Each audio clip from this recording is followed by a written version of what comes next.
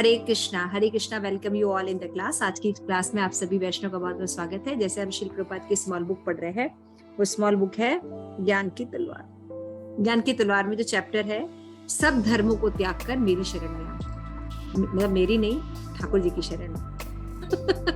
Okay, prayers कर लेते हैं। ओम अज्ञानतिमिरान्धस्य ज्ञानांजन शलाकया चक्षुरुन्मीलितं येन तस्मै श्री गुरुवे नमः। श्री चैतन्य मनोभीष्टं स्थापितं येन भूतले स्वयं रूप कदामयं ददान्ति स्वपदान्तिकं। हरे कृष्ण कृष्ण कृष्ण हरे हरे, हरे राम राम राम हरे हरे। श्री प्रभुपाद की जय। आप सभी गौर भक्तवृंद की जय। निताई गौर प्रेमानंदे हरि हरि बोल। तो ये जो ज्ञान की तलवार है, इसमें श्रील प्रभुपाद के जो स्पेशल कमेंट्स हैं भगवत गीता के ऊपर, वो इसमें मेंशन किए गए। तो इसमें जो सिद्धांत है वो आप लोगों को बहुत इंप्लीमेंट होंगे जब आप श्रील प्रभुपाद की बड़ी बुक्स पढ़ेंगे, जैसे चैतन्य चरितामृत, चैतन्य भागवत, है ना। तो उसमें आपको भागवतम, ये सब में आपको बहुत हेल्प मिलेगी। ये श्रील प्रभुपाद की जो एक्स्ट्रा टीकाएं दी गई सिद्धांत है, तो हम समझने की कोशिश करते हैं। तो भगवान ने भगवत गीता के कौन से श्लोका में ये कहा है, सब धर्मों का परित्याग करो, मेरी शरण में जाओ?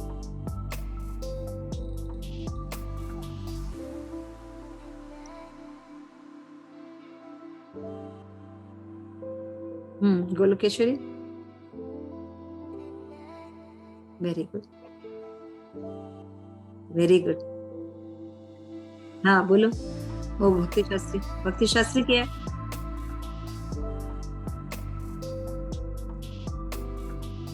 Very nice.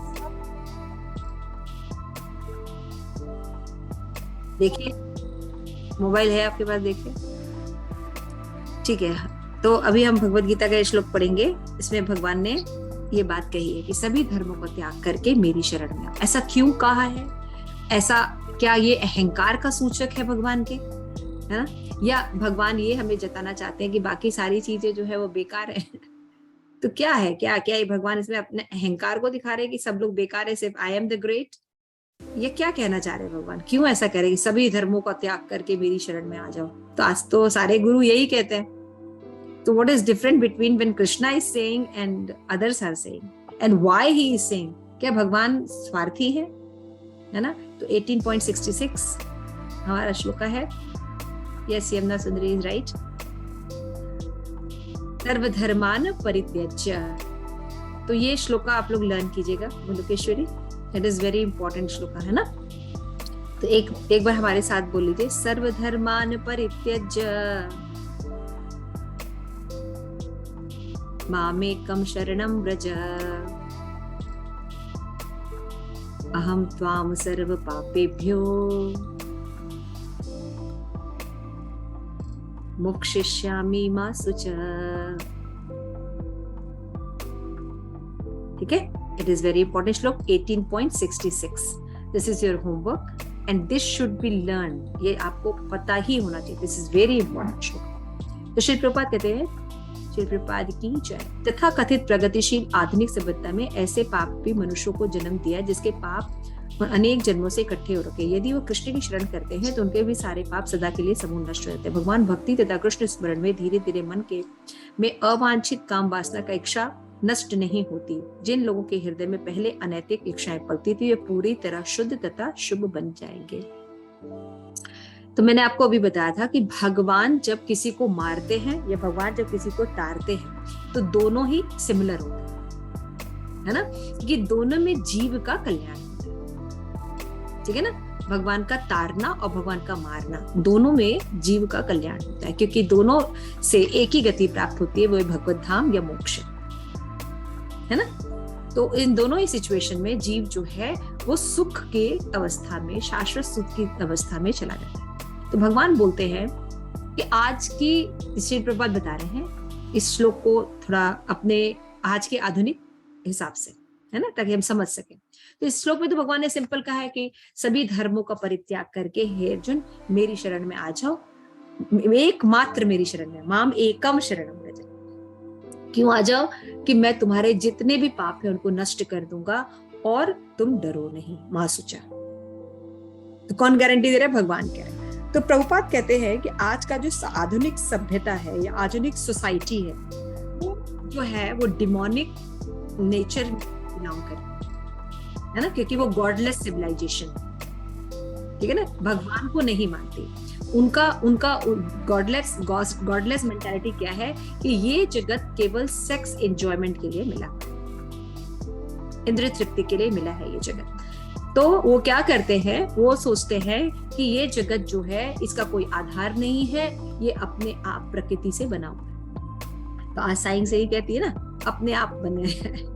तो ये क्या है, डिमोनिक कल्चर। तो डिमोनिक कल्चर में जितनी भी एक्टिविटी होती है, जितने भी कार्यकलाप होते हैं, जितने भी लोग होते हैं जो कार्य करते हैं, वो कैसे होता है, सिंफुल कार्य करते हैं, क्योंकि इसमें भगवान नहीं होते। तो उनका खाना पीना, उठना बैठना, नौकरी करना, धन अर्जन करना, जो भी एम होती है लाइफ की करना, वो सब कैसा होता है, सिंफुल लाइफ होती है उनकी, है ना। तो भगवान यहाँ पे कह रहे हैं कि जिनकी पाप में जिंदगी होती है वो भगवान का रियलाइजेशन नहीं कर सकते। तो भगवान यहाँ इसलिए कह रहे हैं कि आप लोग जो अलग अलग सो कॉल्ड बहुत से धर्म बना लिए हैं, पत्नी धर्म, पिता धर्म, लड़की धर्म, लड़का धर्म, है ना, तो सोल्जर धर्म, बहुत से जितने भी धर्म हैं हमने बना रही है सो कॉल्ड, है ना। तो फिर भगवान कहते हैं उनका पालन करने से आप जो है सब प्रॉब्लम में आ रहे हैं। इसलिए सबसे पहले क्या करिए, आप मेरे सरेंडर हो जाइए, अपनी फिलॉसफी छोड़िए। जैसे अर्जुन ने क्या कहा कि भगवान ने कहा युद्ध को, नहीं मैं युद्ध कैसे करूं, मैं पितामह की हत्या कैसे करूं, अपने गुरु की हत्या कैसे करूं, क्या आप कर सकते हैं हत्या? क्या अपने गुरु की हत्या आप कर सकते हैं? लाइक मैं क्यों मारूं, आपका नाम मधुसूदन है। आपने सोसाइटी बनाई है, you can go for head, मुझे क्यों फंसा रहे हैं, है ना। तो ऐसे ही तर्क हम लोग भी देते हैं, है ना। तो क्यों ऐसा है, क्योंकि पाप के कारण हम लोग भगवान को या धर्म को नहीं समझ पाते, है ना। तो धर्म को समझने के लिए पहले क्या होना चाहिए, हमें पवित्र होना चाहिए, प्योरिटी होनी चाहिए, है ना। तो प्योरिटी कैसे आती है, जब हम भगवान राधा गोविंद या भगवान के पास जाते हैं, उनको प्रणाम करते हैं, उनकी भक्ति करते हैं, उनकी आज्ञाओं का पालन करते हैं, तो हम धीरे धीरे क्या हो जाते हैं, प्योर हो जाते हैं। तब हमें धीरे धीरे बात हल्की फुल्की समझ में आने लगती है कि हम उन्हीं के हैं और उनकी सेवा करने से ही हम सुखी रह सकते हैं। इसलिए भगवान कहते हैं कि अगर कोई व्यक्ति कितने भी पाप, मतलब उसके कई जन्मों के भी पाप हो, समूल नष्ट हो जाता है। समूल नष्ट का मतलब क्या होता है, पाप करने की इच्छा या वासना का भी एंड हो जाना। भक्ति में आपने देखा, आप कहेंगे माता जी ऐसा कैसे, तो अभी आप लोग ने दोनों लाइफ देखी है, आप सब बच्चों ने, क्योंकि आप लोग यंग बच्चे हैं, मटेरियल लाइफ में भी रहे हैं, उसके बाद आप स्पिरिचुअल लाइफ में आए, ठीक है ना। तो उसमें जब आपने प्रभुपाद को फॉलो किया, 4 रेगुलेटरी प्रिंसिपल है और चैंटिंग है, हालांकि उसको बहुत अच्छे से नहीं कर पा रहे, लेकिन फिर भी जो भी हम पालन कर पा रहे हैं उसमें भी आप देखिए कितना फर्क हो गया। आप जो 4 रेगुलेटरी प्रिंसिपल छोड़ते हैं, उसको कभी ऐसा नहीं कि एकांत में भी करने का मन करता है? कभी नहीं मन करता है। क्यों? क्योंकि उसको रीजंस के साथ आप जानते हैं, क्योंकि धर्म कलयुग का जो वास होता है वो होता है, ठीक है ना। कलयुग का वास होता है 4 जगहों पे, तो हम समझते हैं कि हमारे दुख की जो वजह है वो कलयुग है ना। के फॉर कृष्णा, के फॉर कलयुग। तो हमारी चॉइस कलयुग की है, तो उसको अगर हमको चेंज करना है, उसके इफेक्ट को चेंज करना है, तो हमें कृष्ण की शरण लेनी पड़ेगी। तो जब ये 4 धर्म के स्तंभ नहीं रहेंगे तो भगवान तो धर्म के साथ रहते हैं। तो इसलिए सारी चीजें हमें समझते, हम नियम का पालन करते हैं ना, और ऐसा नहीं कि बहुत दुखी होके करते हैं। आप लोग में से कितने लोगों को प्याज की याद आती है, प्याज के पकौड़े या समथिंग, अंडा कड़ी खाने की, कबाब जो खाते थे, कुछ मन करता है? कुछ नहीं, है ना। क्यों? वो गंदा लगने लगा है, क्योंकि प्रसाद का टेस्ट लगा है। समझ रहे हैं ना। तो इच्छा समूल नष्ट करने का मतलब होता है बाकी जगहों से भी पवित्रता आती है। जैसे कि आप गंगा में स्नान कीजिए तब पवित्र हो जाते हैं, लेकिन गंगा में स्नान करने के बाद फिर क्या करें, फिर बीड़ी पीते हुए लोगों को आप बाहर देखेंगे, फिर बाकी चीजें मीट ईटिंग करते हुए देखेंगे बाहर, है ना। तो 4 नियम तोड़ते हुए आप देखेंगे। तो ऐसा क्यों होता है कि गंगा माँ ने पवित्र तो कर दिया, लेकिन उनकी इच्छाएं खत्म नहीं हुई, उनकी जो काम वासना थी उस पर वर्क नहीं हुआ। और भगवान के साथ रहने पर, भगवान की आज्ञा पालन करने पर इच्छा भी खत्म हो जाती है, क्योंकि जीव अपने स्वरूप स्थिति में आ जाता है, ओरिजिनल फॉर्म में आ जाता है, आत्म सिद्धि की अवस्था पे आ जाता है। समझ आ रहा है? इसलिए उसकी इच्छा भी खत्म हो जाती है, वो समझ जाता है कि वो सच्चिदानंद है। पापी तथा दीन केवल कृष्ण कृपा से ही अपनी गलती दुर्भाग्य को समझ सकते हैं। जैसे इसमें होता है भाई, ज्यादातर क्या कहते हैं, पाप करते हैं, लेकिन जो अच्छे लोग होते हैं उनको प्रायश्चित होता है, पश्चाताप होता है। तो वो पश्चाताप करते हैं, कोई बताता है यहाँ चले जाइए, इतने स्नान कर दीजिए, इतना दान कर दीजिए, या ये कर लीजिए, तो फिर वो आप कर लेंगे तो क्या हो जाएगा, आपकी पाप की जो शुद्धि हो जाएगी। लेकिन यदि आप भक्ति करते हैं तो आचरण में कुछ अनैतिक बचा ही नहीं रहता, भगवत कृपा से सब समूल नष्ट हो जाता है ना। तो जो व्यक्ति कभी भी भगवान या उनके भक्तों का अपमान नहीं करता, एकाग्र भाव से भक्ति करता है, तो जरूर उसको महात्मा मानना चाहिए। महात्मा कौन होता है? जो भगवान की निरंतर भक्ति करता है और अपराध नहीं करता। यदि हम ऐसे लगे रहे तो महात्मा अब भी पापमय लालसा से मुक्त नहीं हुआ है, तो वो कर्मी और योगी की भांति विनष्ट नहीं होता। प्रभुपाद कह रहे कि अगर कोई महात्मा का ढोंग कर रहा है कपड़ा पहन के, लेकिन उसके अंदर सारी काम वासना की इच्छा है, स्त्री संग करता है ना, अवैध स्त्री पुरुष संग करता है, नशा करता है, तो वो व्यक्ति क्या है? ढोंगी व्यक्ति है। योगी होकर भी ढोंगी। तो हमेशा समझिए, दो तरह की चीजें शास्त्र में बताई गई, एक है पाप और दूसरा होता है अपराध। भगवान की संगति से, भक्ति करने से पाप तो नष्ट होते हैं, लेकिन अपराध इतनी जल्दी नष्ट नहीं होते। जो 10 नाम अपराध हैं, धाम अपराध हैं, वैष्णव अपराध हैं, इसलिए अपराध जो होता है उससे बहुत सावधान रहना चाहिए। तो सबसे पहले आप हमेशा ध्यान रखिए कि आपको पता होना चाहिए कि 10 नाम अपराध कौन कौन से हैं। आप लोगों को पता है 10 नाम अपराध कौन कौन से?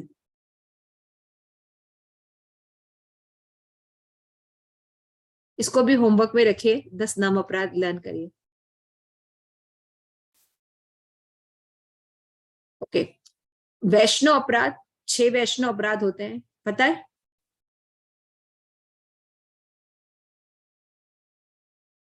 6 वैष्णव अपराध में नहीं पता है? होमवर्क लिखिए।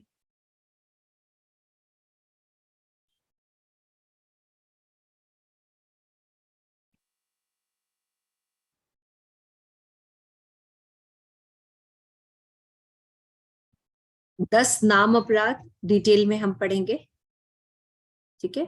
10 नाम अपराध कौन कौन से होते हैं, क्या क्या है, ठीक है, डिटेल में। 10 धाम अपराध, कभी धाम जाते हैं तो क्या क्या अपराध होने चाहिए, 10 धाम अपराध। और जिसको मिल जाएगा वो एक दूसरे को शेयर करेंगे। और ये सब आप लोगों को नहीं मिलता या मिलता है तो इंक्वायरी भी किया कीजिए ना, कि नहीं अगर आप लोगों को मिला है तो। 10 धाम अपराध, फिर 6 वैष्णव अपराध, अन्य जीवों के प्रति अपराध,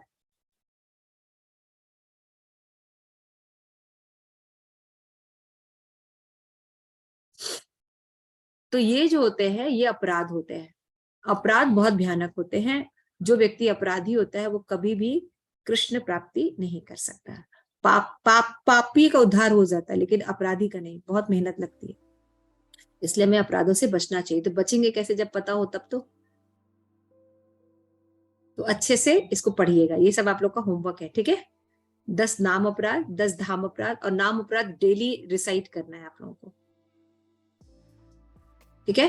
और नहीं मिलता है तो एक दूसरे से कांटेक्ट करके उसको कलेक्ट करेंगे 1-2 दिन के अंदर, और उसको लर्न करना शुरू करेंगे। ओके, तो ये बताना मुझे बहुत जरूरी था। तो पाप तो भगवान नष्ट कर देते, प्रायः नष्ट होते हैं, उसको नष्ट होना भी इतना नहीं, लेकिन भगवान की भक्ति करने से फिर भी समूल नष्ट हो जाते हैं, लेकिन अपराध नष्ट नहीं होते।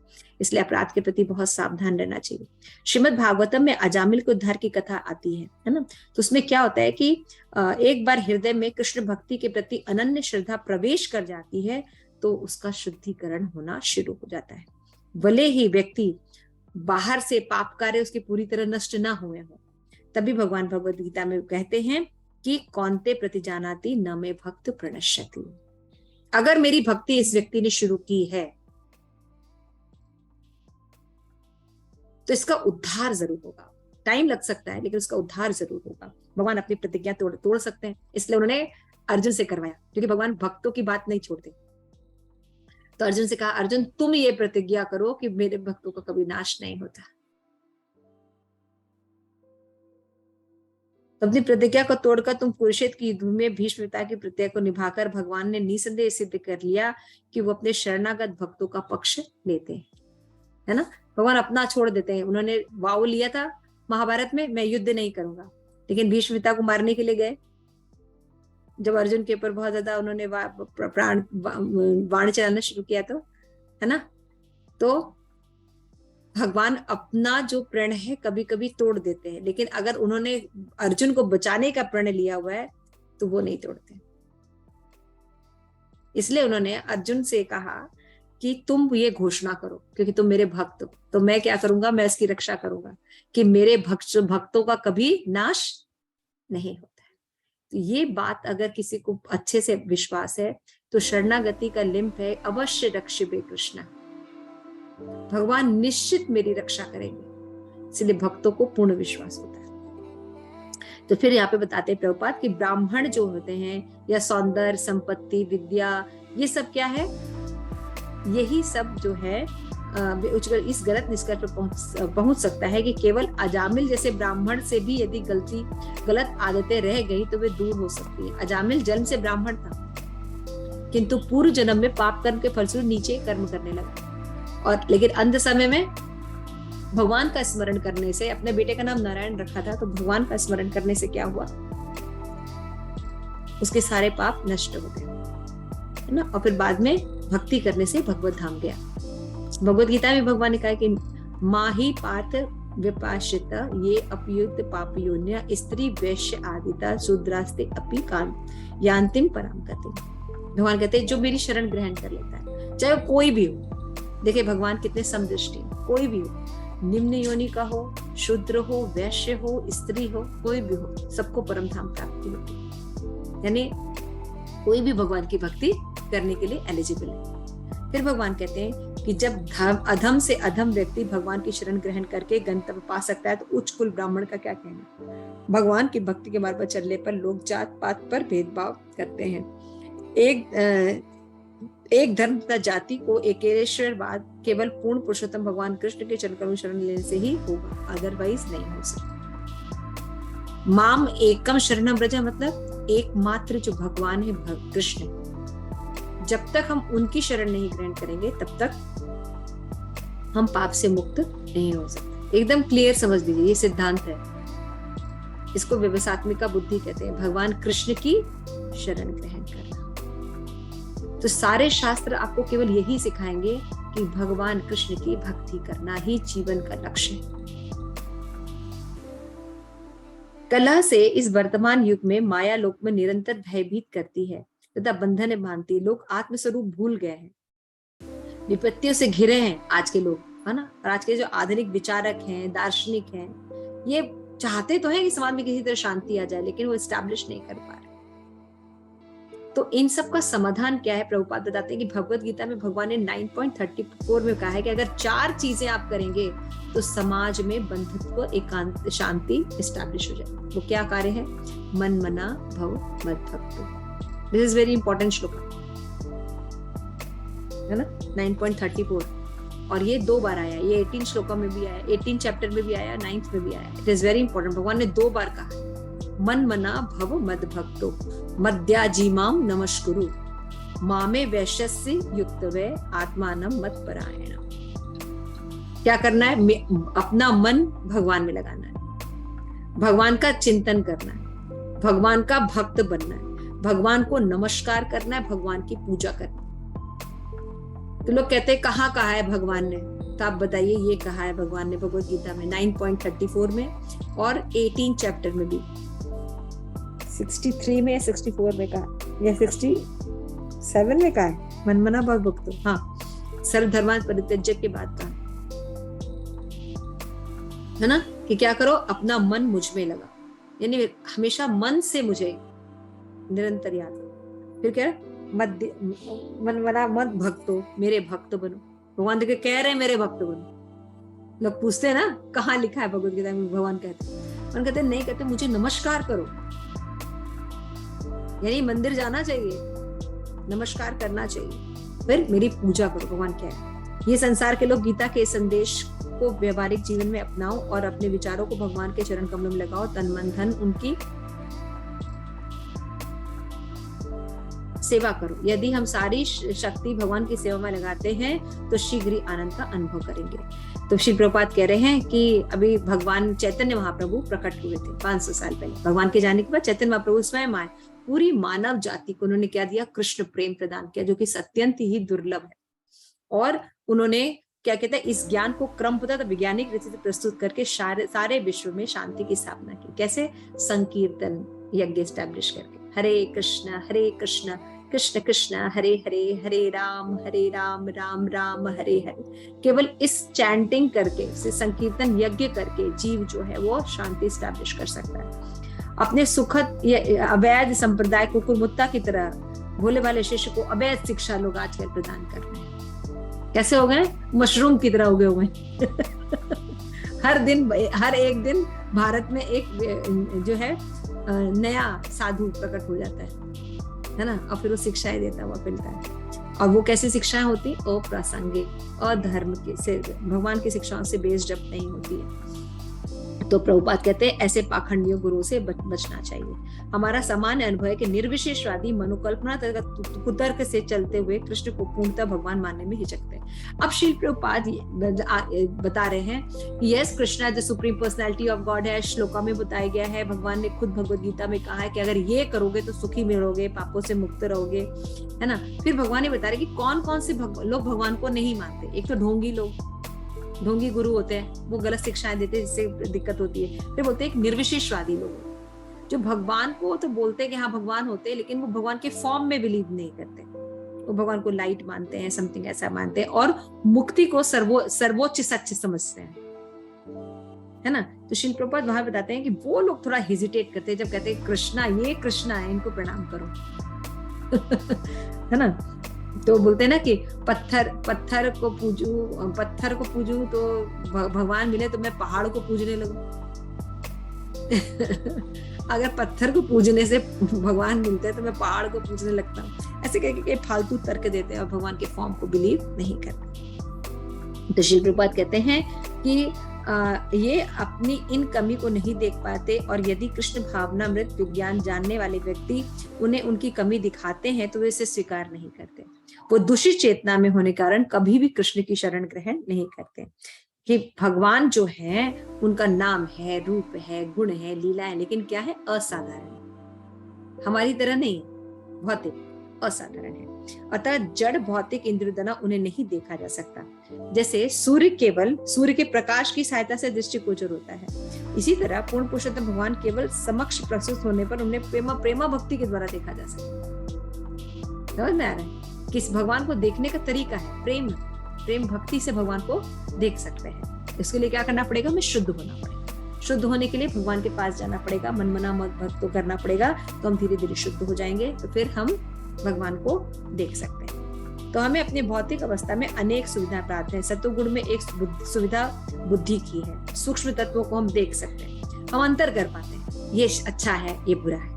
ये कब कर पाते हैं? जब हम सत्वगुणी होते हैं। लेकिन रजोगुणी लोग या तमोगुणी लोग ये डिस्क्रिमिनेशन नहीं कर पा सकते। तमोगुणी तो उल्टा समझता है, जो दुख का और अपाप चीजें उसको सुख का साधन मानता है, और जो सुख का साधन उसको तज्ज्य मानता है, उल्टा होता है। तो केवल सत्वगुणी में होने पर व्यक्ति को सही कॉन्सेप्ट क्लियर होता है ना। तो तीनों गुणों में अलग अलग क्रियाएं होती हैं, है ना। सबसे ज्यादा बेकार होता है तमोगुणी, उसमें पागलपन होता है, प्रमाद होता है, इंद्रियां संयम में नहीं होती हैं। तो कृष्ण भगवद गीता में कहते हैं कि जो लोग माया से पार होना चाहते हैं उनको मेरी शरण ग्रहण करनी पड़ेगी। देवी ही एषा 7.14 देवी ही एषा गुणमयी मम माया दुरत्या माम एव ये प्रपद्यन्ते मायामेतां तरन्ति ते। तो कुत्ते की पूंछ पकड़कर गांव का तालाब पार किया जा सकता है, भाव सागर नहीं। समझ में आया? मतलब अगर आप इधर उधर लोगों की शरण ग्रहण कर रहे हैं, देवी देवताओं की, मम्मी पापा की, सिद्ध पुरुषों की, प्रामाणिक लोगों की, अलग अलग हम जो शरण ग्रहण कर ले, ये बाबा, वो टीचर, जो भी, तो इनकी तुलना किससे की गई है? कुत्ते की पूंछ से। तो कुत्ते की पूंछ से हो सकता है गांव का छोटा मोटा तालाब कभी पार कर लिया हो, लेकिन भवसागर से पार कर, जहाँ अथाह समुद्र है, वहां कुत्ते की पूंछ पकड़ के नहीं पार किया जाता है। वहां भगवान का चरण कमलों की शरण ग्रहण करके ही पार किया, वो उद्धार कर सकते, क्योंकि भगवान कह सकते हैं, है ना, देवी ही ऐशा गुणमयी मम्मा, ये माया है मेरी और मैं ही इसको दूर कर सकती। एक बार माया को पार करके मनुष्य जो है वो भगवान को समझ सकता है। जैसे क्या समझ सकता है? जैसे ब्रह्म संहिता में। तो देखिए प्रभुपाद अलग अलग ये नहीं कह रहे कि भगवत गीता से ही, है ना, भागवतम से ही, बल्कि देखिए ब्रह्म संहिता, इवन ब्रह्मा का भी एग्जाम्पल दे रहे हैं। क्यों दे रहे हैं? क्योंकि ब्रह्मा जो है इस पूरे जगत के फर्स्ट जीव है, सबसे इंटेलिजेंट। वो क्या कह रहे हैं? ईश्वरः परमः कृष्णः सच्चिदानंद विग्रह। ये बहुत इंपॉर्टेंट श्लोक है, ये लर्न करना चाहिए। ईश्वरः परमः कृष्णः सच्चिदानंद विग्रह अनादिरादिर गोविंद सर्व कारण कारणम। भगवान क्या है? सबके उद्गम और सभी कारणों के भी कारण, लेकिन उनका कोई कारण नहीं। लेकिन माया के प्रभाव के कारण हम भगवान को ऐसा नहीं अनुभव करते कि भगवान सच्चिदानंद है, भगवान के गुण जीव से अलग है ना। तो भगवान जो है भगवत गीता में 10वें अध्याय से 8 से 10 में कहा है कि मैं समस्त आध्यात्मिक भौतिक जगत का कारण हूँ, मुझसे ये सारी चीजें उत्पन्न होती हैं, लेकिन बुद्धिमान समझते हैं और मेरी प्रेमा भक्ति में लग जाते हैं। और मेरे शुद्ध भक्त जो है क्या करते हैं? निरंतर मेरी भक्ति में लगे रहते हैं। और मैं क्या करता हूँ? उनको ज्ञान का दीप देता हूँ, उनके हृदय में जला देता हूँ, जिससे वो संतोष और आनंद का अनुभव करते हैं। तो सदैव प्रेम पूर्वक मेरी सेवा करो, मेरी भक्ति करो। तो क्या करते भगवान? ददामी बुद्धि योगम तम ये मामनुपयन्ति थे तेषाम सतत युक्तानाम भजताम प्रीति पूर्वकम। 10वें अध्याय का श्लोक है ना। तो 10वें अध्याय का 8 से लेके 10 श्लोका जो है चतुर्श्लोकी भगवत गीता है। It is very important shloka, 4 shloka, 10.8 to 10। इसको कहते हैं, सॉरी 11 भी है ना, 11 भी है, हाँ 10.8 to 11 चतुर्श्लोकी भगवत गीता। 4 श्लोक की भगवत गीता है, इसी 4 श्लोकों को इलेबोरेट किया गया है। जैसे चतुर्श्लोकी भागवत होता है, 4 श्लोका ही भागवत के मेन है जो ब्रह्मा को उपदेश देते हैं, और इन्हीं श्लोकों को डिस्क्राइब करके पूरी भागवतम है। ठीक है, भागवतम में भी चतुर्श्लोकी भागवतम है, उसी तरह से चतुर्श्लोकी भगवत गीता है 8 to 11, 10.8 to 11।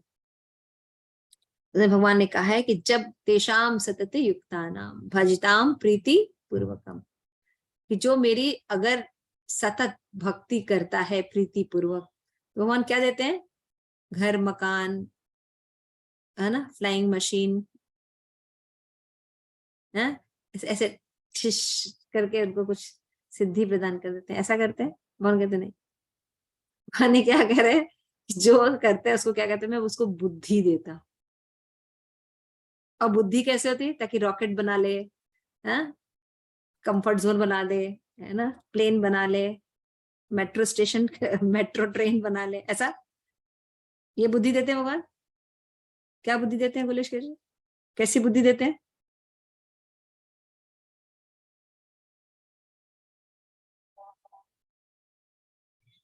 लास्ट लाइन पढ़ो, इसी बुक में लास्ट लाइन पढ़ो, क्या लिखा है एकदम लास्ट लाइन।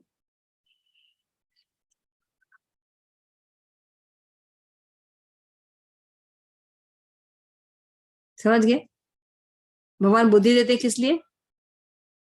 मुझ तक पहुंच सके। तो जो इस बुद्धि का यूज कर रहा है भगवान तक पहुंचने के लिए, यानी वो इंटेलिजेंट व्यक्ति है।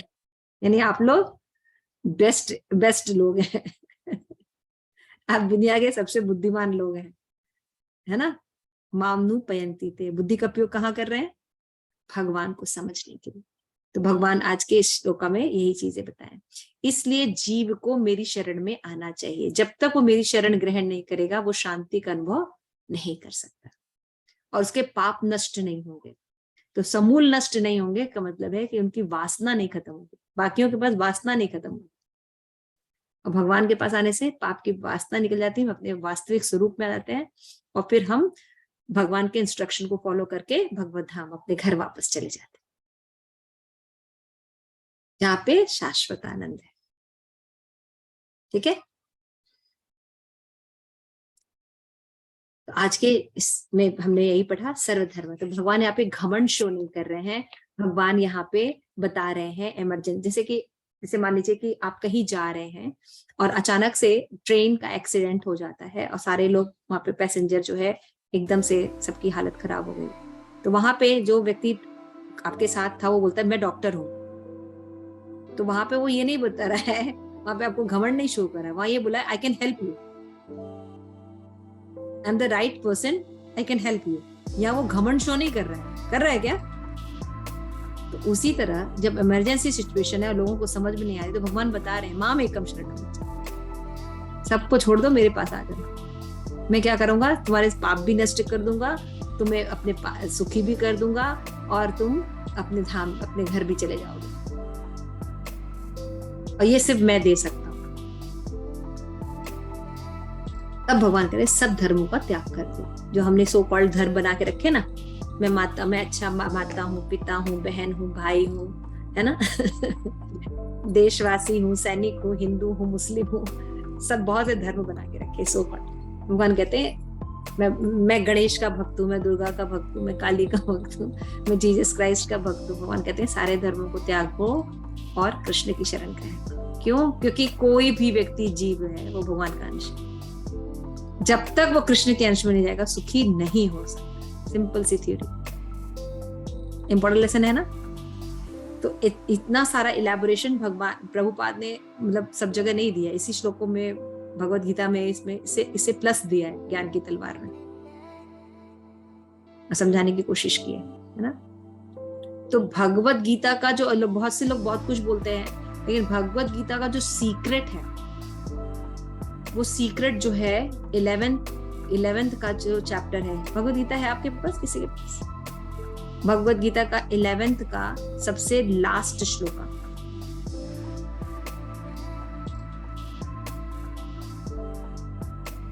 मत कर्म, भूल रही ऐसे करके श्लोक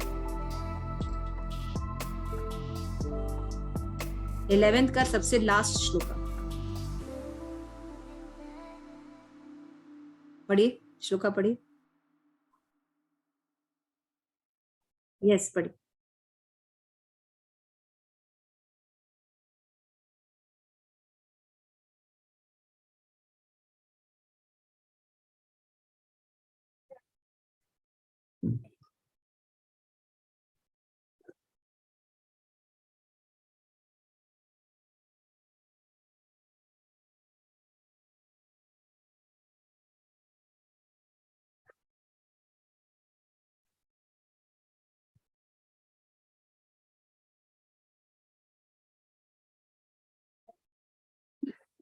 ठीक है ना। इसके परपोर्ट में श्री प्रभुपाद लिखते हैं this is the essence of all Bhagavad Gita. धर्मान परित्यज्य भी एसेंस है, मनमना मत भक्तो भी एसेंस है, लेकिन प्रभुपाद के according this shloka is essence. और बलदेव बुद्धियाभूषण ने भी इस श्लोक को एसेंस बोला है। तो इसमें क्या क्या करने को क्या है? मेरे लिए कर्म करो। क्या लिखा है? पहला पढ़िए, मेरे लिए कर्म करो, मद कर्म कृता। फिर हाँ सक, हाँ मन से जो मानसिक उत्साह जो स्पेकुलेशन करते हैं आप, मानसिक जो चिंतन करते हैं, फिलोसफीज बना रखे हैं अपने आप से, उनको छोड़िए। फिर जो भगवान के लिए ही कर्म करता है, हाँ जिसका लक्ष्य भगवान होते हैं। सोचिए लक्ष्य, हमारा लक्ष्य धन होता है है ना, लेकिन यहाँ पे जो जिनका लक्ष्य भगवान होते हैं, हाँ, और जो सबके लिए सुहृदय होता है, फ्रेंड होता है, जिसके अंदर ये 4 गुण हो जाते हैं, वो व्यक्ति क्या हो जाता है? मेरे पास आ जाएगा। सर्टेनली वर्ड यूज करे भगवान, निश्चित। पढ़ रहे? आपके पास हिंदी है, पढ़िए गोलोकेश्वरी। आवाज नहीं आ रही बेटा।